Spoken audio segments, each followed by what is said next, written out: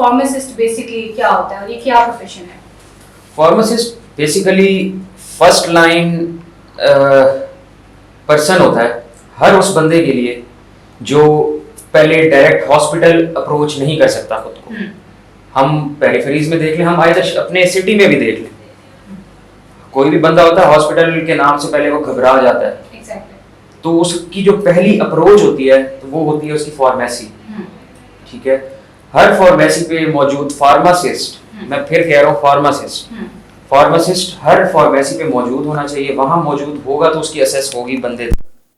ठीक है, कोई भी पेशेंट आएगा तो वो फार्मासिस्ट के पास आएगा।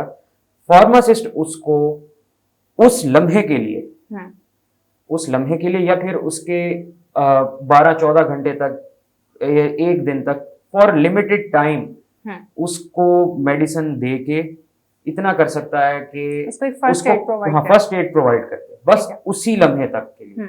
उसके बाद वो पेशेंट कुछ टाइम के सुकून के बाद जो है, रिलीफ के बाद हॉस्पिटल ही जाएगा, वहां उसको एमबीबीएस डॉक्टर्स देखेंगे और उसको प्रॉपर ट्रीटमेंट प्रोवाइड करेंगे प्रॉपर प्रोटोकॉल के मुताबिक। इस बात का हरगिज मकसद ये मतलब ये नहीं है कि फार्मासिस्ट को ट्रीटमेंट नहीं देना आता, प्रोटोकॉल नहीं देना आता, लेकिन फार्मासिस्ट को अपनी डोमेन में रहना आता है। फार्मासिस्ट की डोमेन यही है कि वो फार्मेसी पे रह के अपने पेशेंट्स को जो है ट्रीट करे फॉर अ टाइम बीइंग।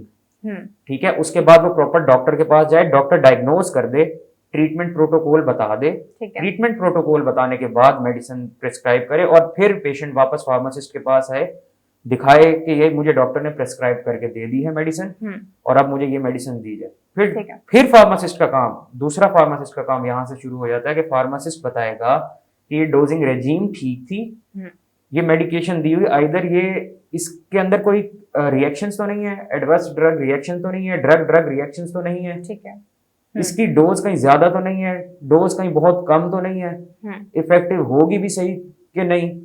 तो ये काम भी फार्मासिस्ट का आ जाता है। एक तो अब 3 चीजें हो गई, एक तो फर्स्ट लाइन आर्मी का जो बंदा है वो फार्मासिस्ट है हेल्थ में, जो डायरेक्टली अप्रोचेबल है एक पेशेंट के लिए।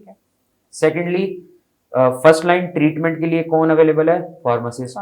थर्ड, जब डॉक्टर ने उसको डायग्नोज कर दिया, मेडिकेशन प्रिस्क्राइब कर दी, उसके बाद कौन आ जाता है? फिर फार्मासिस्ट आ जाता है, जो पूरे प्रिस्क्रिप्शन को चेक करेगा, उसके एडीआर, उसके डीडीआर, उसकी डोजिंग रेजीम, उसकी डोजिंग, उसकी मेडिकेशन, उसका प्रोटोकॉल के आइदर ठीक भी है कि नहीं।